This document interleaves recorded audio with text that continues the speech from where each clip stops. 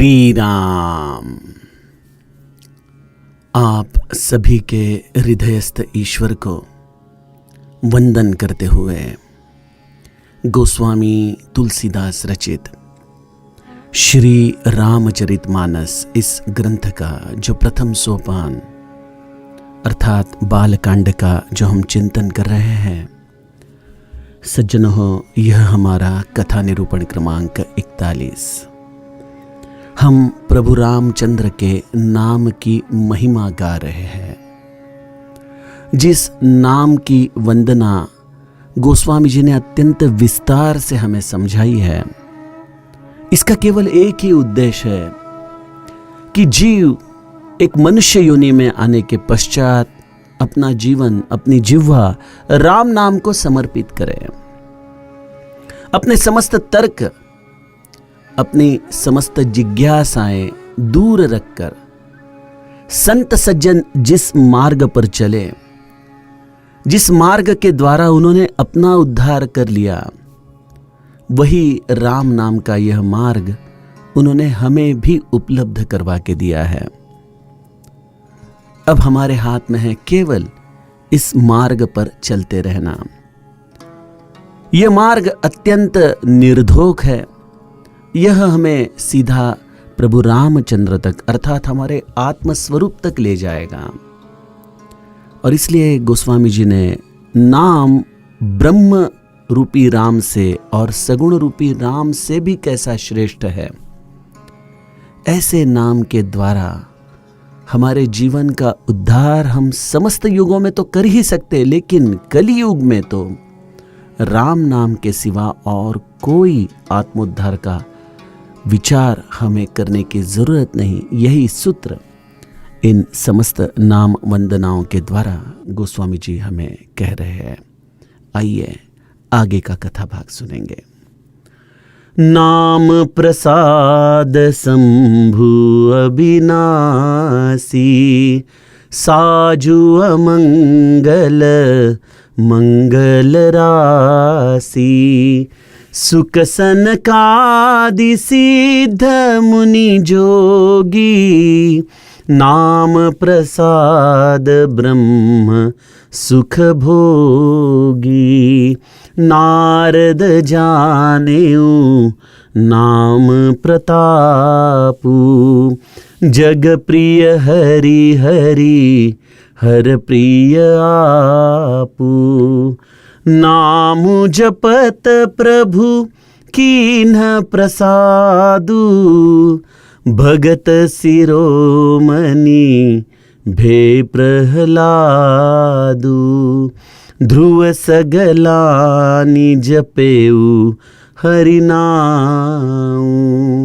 पायऊ अचल अनुपम ठाऊ, सुमिरी पवन सुत पावन नामू, अपने बस करी राखे रामू, अपतु अजामिलु गजुग निकाऊ, भये मुकुत हरि नाम प्रभाऊ, कहो कहाँ लगी नाम बढ़ाई, राम न सकहि नाम गुण गाई, नाम राम को कल्पतरु कलि कल्याण निवासु, जो सुमिरत भयो भांगते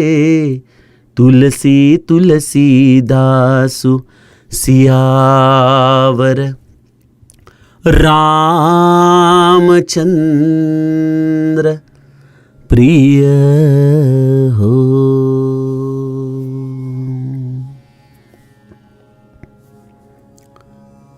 सज्जनों, वैसे तो भगवत प्राप्ति के अनंत मार्ग हैं। कोई कर्म के द्वारा, कोई योग मार्ग के द्वारा, कोई ज्ञान के द्वारा, और हमारे जैसे सामान्य जीव भक्ति के द्वारा। कोई हठ योगी है तो कोई तर्कवादी है। समर्थ रामदास अपने एक अभंग में कहते हैं, कि नाना पंथ नाना मते, अनंत पंथ है, अनंत विचार है, और यह समस्त पंथ अंत तो गत्वा भगवत चरणों में ही पहुंचते हैं।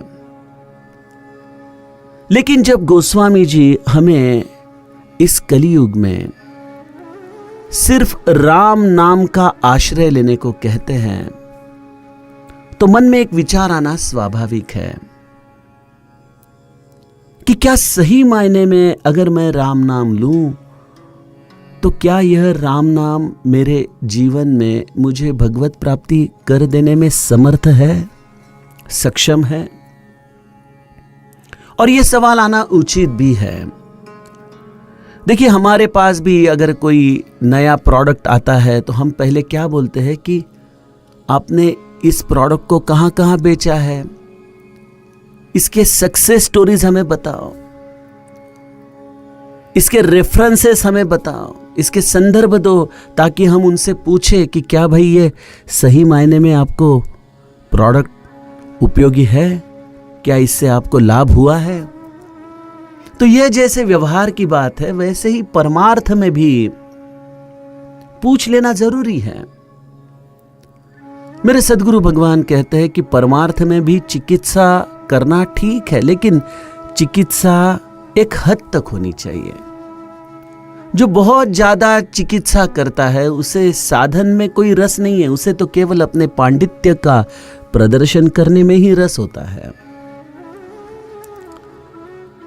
जैसे स्वामी विवेकानंद ने रामकृष्ण परमहंस को, ठाकुर जी को पूछा कि क्या आपने भगवान देखा है? और तब रामकृष्ण ने बिल्कुल विवेकानंद के आंखों में आंखें डालकर कहा कि हां, जितने करीब से मैं तुम्हें देख रहा हूं उससे भी ज्यादा करीब से मैंने भगवान को जाना है। और यह उत्तर विवेकानंद जी के हृदय में कहीं तो बहुत अंदर तक उन्हें प्रभावित कर गया। वो समझ गए कि जिस सद्गुरु की तलाश में हम हैं, ये वही व्यक्तित्व है, यही व्यक्तित्व है जो मुझे पूर्णता प्रदान करेगा। और फिर जब उन्होंने ठाकुर जी के चरण पकड़ लिए तो बस अंतिम सांस तक वो रामकृष्ण को ही अपना गुरु मानते हुए उस साधन मार्ग पर चलते रहे और अपना ध्येय उन्होंने निश्चित प्राप्त किया। सज्जनों, हम भी भगवान की प्रदक्षिणा करते हैं मंदिर में। एक उसका अर्थ ऐसा भी है, पूज्य बापू अपने कथा में कहते हैं कि भगवान भी आपको कहता है कि भाई एक बार मुझे सब दिशाओं से देख लो, अपने मन की तसल्ली कर लो, और फिर आपका एक बार विश्वास बैठ जाए तो मुझे कभी छोड़ना नहीं। बस इतनी ही मेरी अपेक्षा है आपसे। विश्वास बिकाऊ नहीं होता। मेरे मन को जो भाए वही चीजें अगर मुझे भगवान देता रहे और इसलिए मैं उसके ऊपर विश्वास रखूं, तो यह व्यवहार है। जो भी मेरे जिंदगी में उसके इच्छा द्वारा प्रसाद रूप में मुझे मिल रहा है, उस प्रसाद का मैं आनंद से स्वीकार करूं, यह मेरे कल्याण का है, ऐसा जानकर मैं अपना विश्वास बरकरार रखूं, मेरी श्रद्धा अचल रखूं। तो यही मार्ग है जो हमें हमारे जीवन में अंतिम ध्येय तक ले जाता है। तो बात चिकित्सा की निकली है, जिज्ञासा की निकली है कि क्या राम नाम सही में मुझे ईश्वर तक पहुंचाता है या नहीं।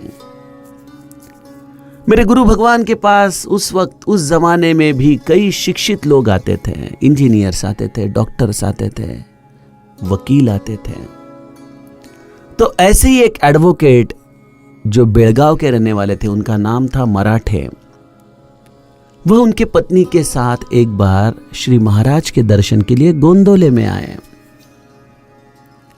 उनकी तबीयत बहुत खराब चल रही थी और उनके पत्नी ने श्री महाराज के चरणों में प्रार्थना की थी कि अगर वो ठीक हो जाए तो मैं उन्हें गोंदोले में राम के और आपके दर्शन के लिए ले आऊंगी। और इस प्रकार से जब वो अपने तबीयत को ठीक पाए तो वो गोंदोले में आए थे अपने पत्नी के साथ। पत्नी की इच्छा के लिए गोंदोले में आए थे। उनके मन में तो तर्क थे, उनके मन में तो बड़े संशय थे।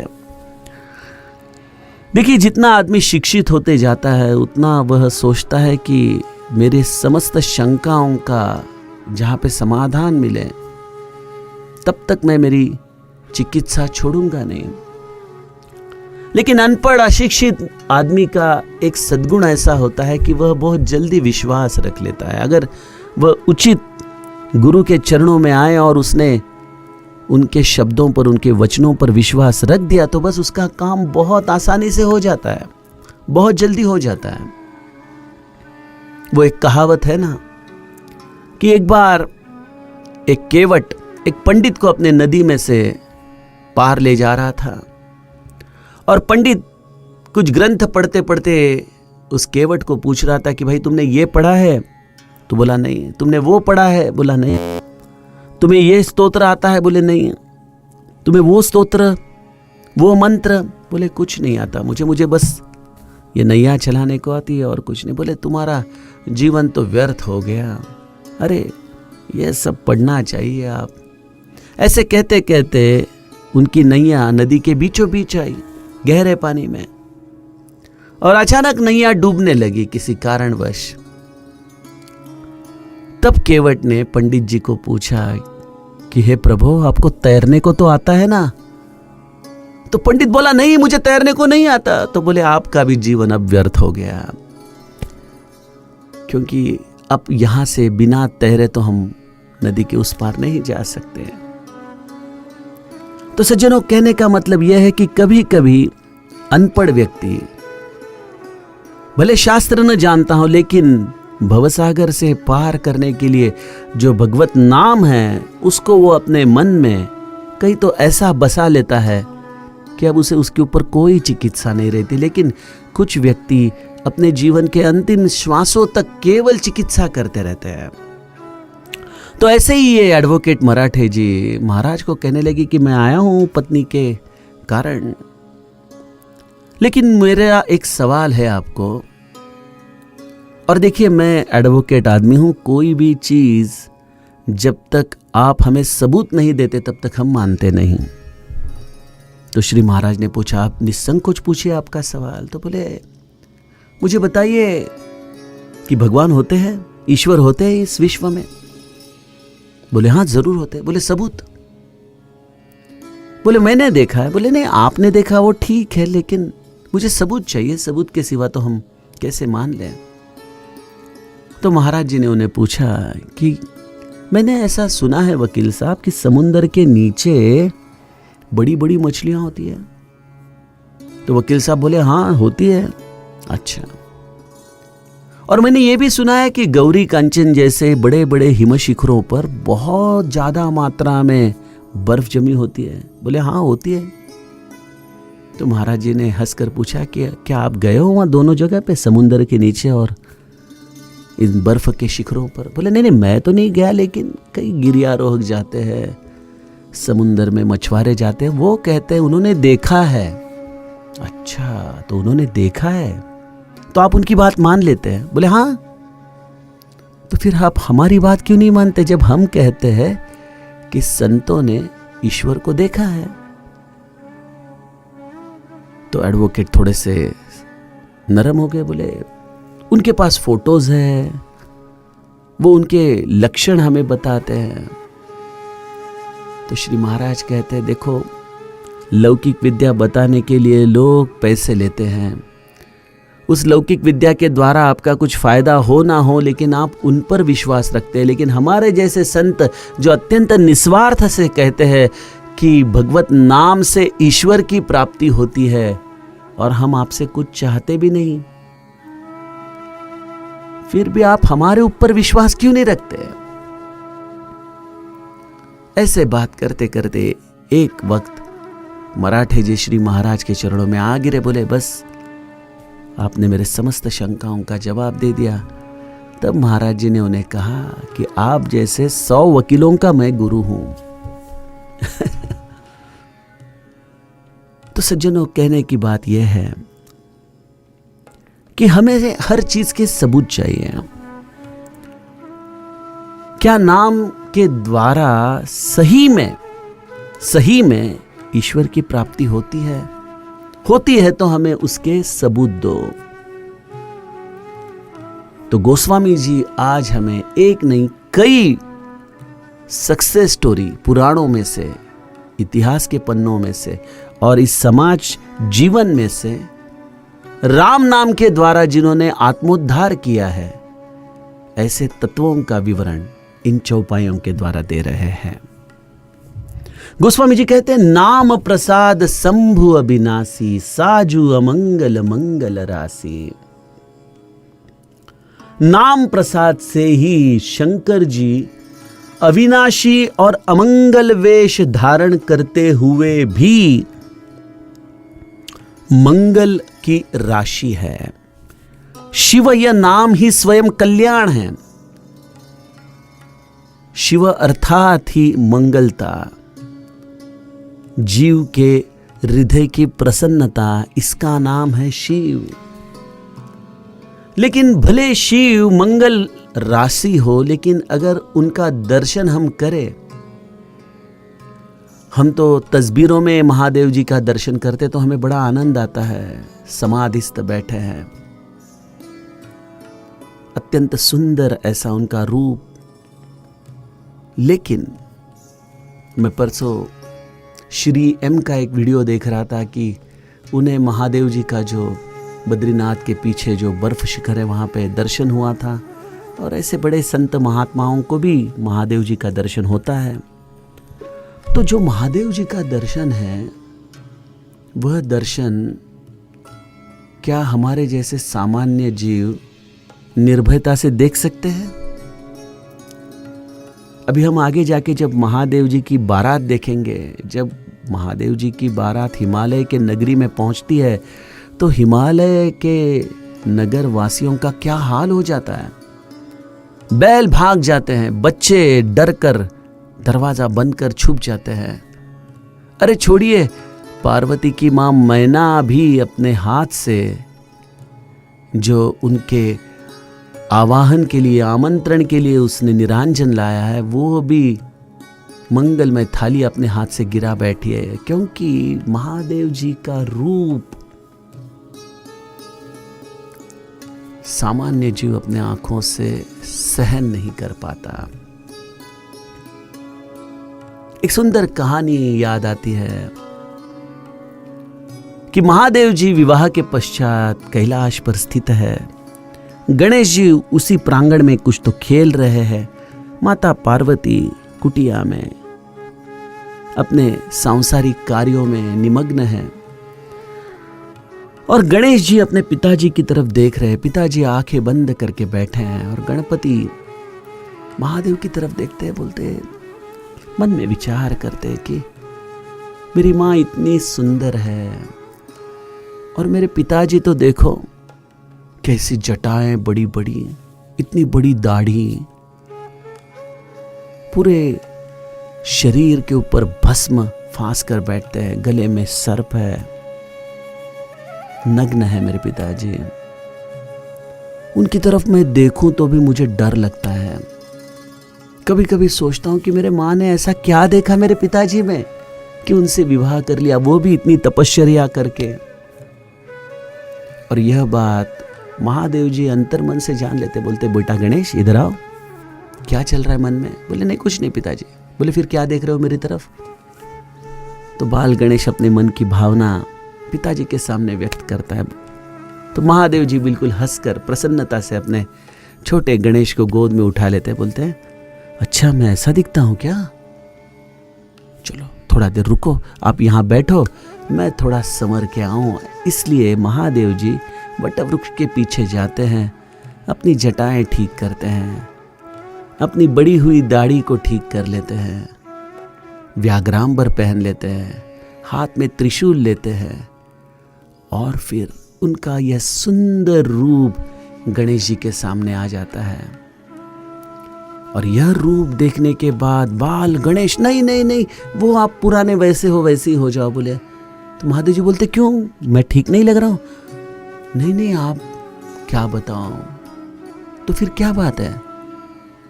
तो गणेश जी कहते हैं मैं मेरी माँ से आपको और सुंदर नहीं देख सकता, मेरी माँ ही सबसे ज्यादा सुंदर रहनी चाहिए, आप जैसे पुराने हो बस वैसे ही रहो। तो ये है महादेव जी, नाम प्रसाद शंभु अविनाशी, जिसका कभी विनाश नहीं, ऐसा नित्य सत्य तत्व है महादेव, ऐसी सुंदरता है महादेव, ऐसी एक भणंग वृत्ति है महादेव, और ऐसे होते हुए भी समस्त जीवों का कल्याण करने वाले हैं महादेव, मांगल्य की मूर्ति है महादेव। और यह समस्त सद्गुण महादेव को प्राप्त होते हैं वह नाम प्रसाद के कारण।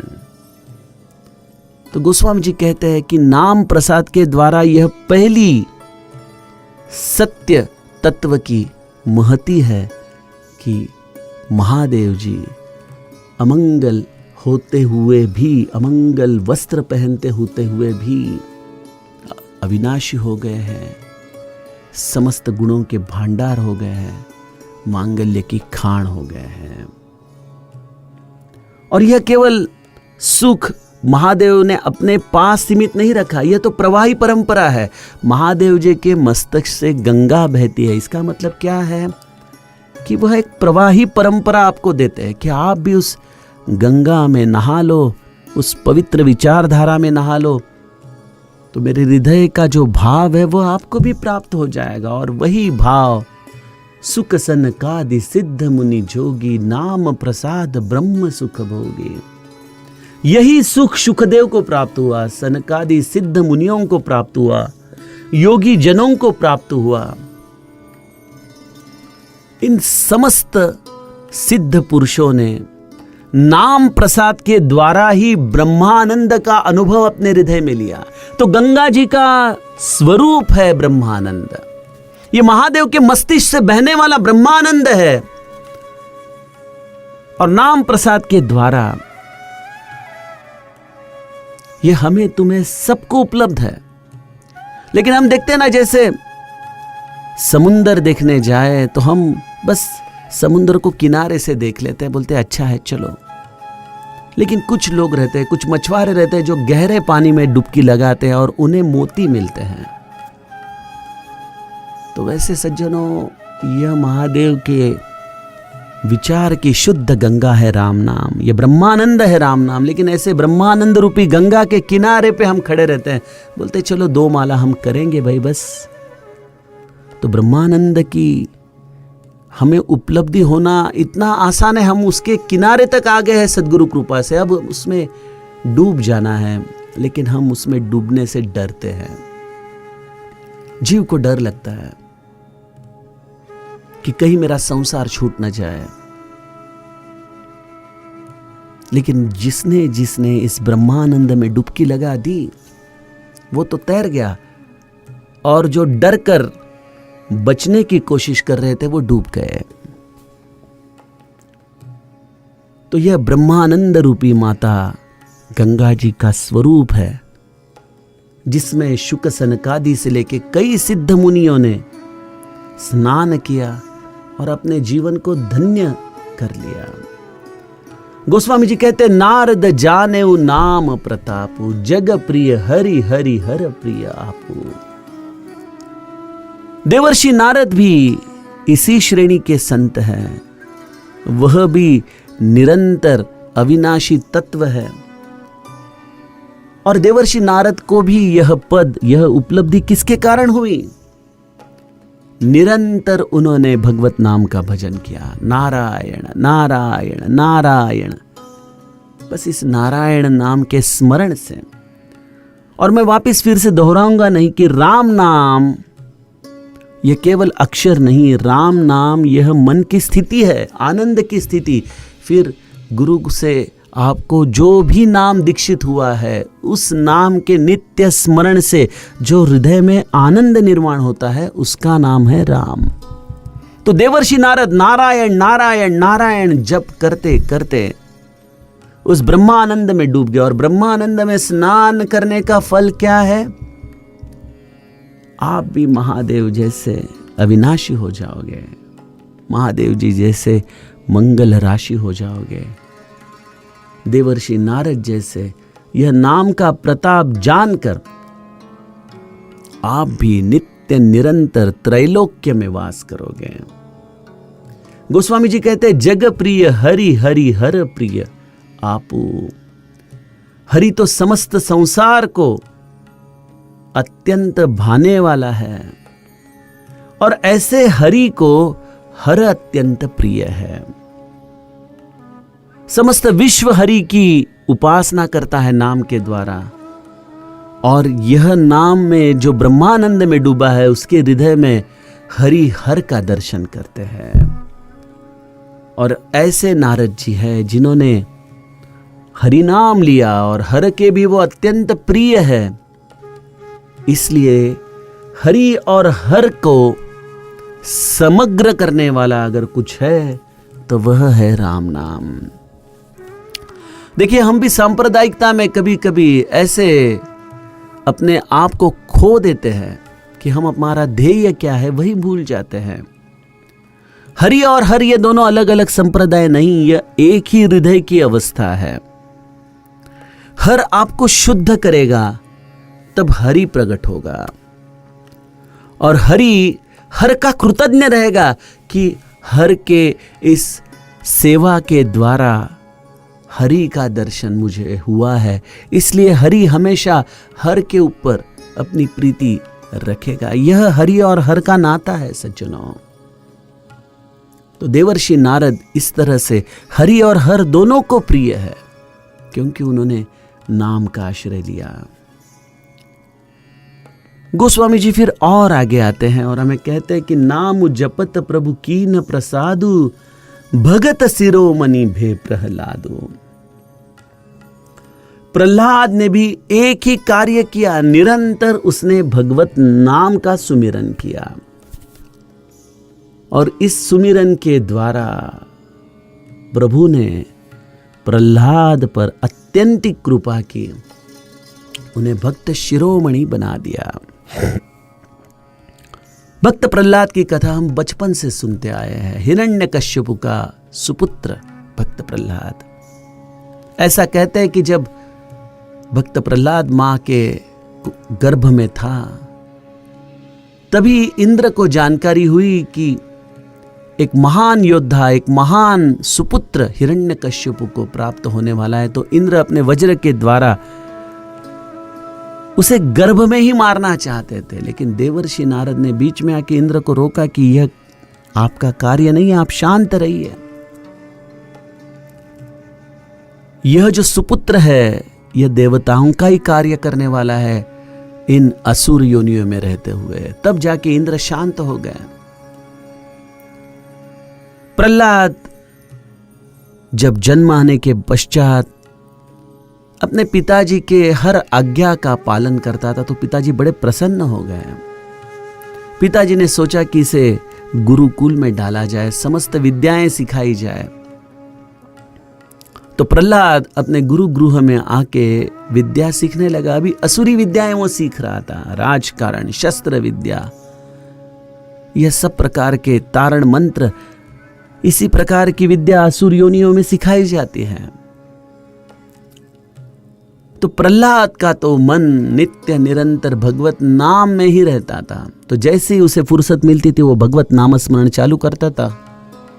उसके साथ समस्त अन्य विद्यार्थी भी भगवत नाम स्मरण चालू करते थे। तो शिक्षकों ने हिरण्यकश्यप को जाके बताया कि आप थोड़ा भक्त प्रहलाद को समझाइए, वो अन्य विद्यार्थियों के द्वारा भी नामस्मरण करके लेते जा रहा है।